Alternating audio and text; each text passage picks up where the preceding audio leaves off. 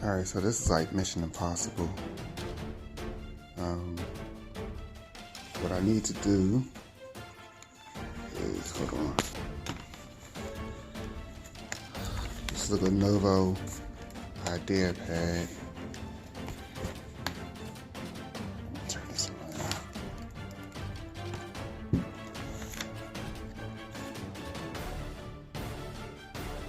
I need to remove this keyboard. The way they made this, in order to remove the keyboard,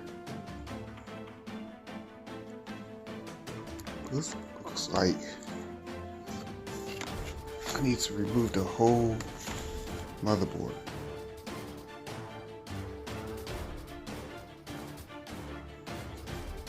Here's the keyboard serial number or part number.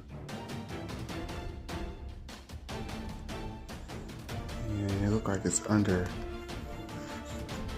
this metal plate.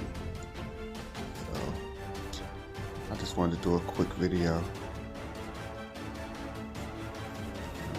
about what I'm going to try to do.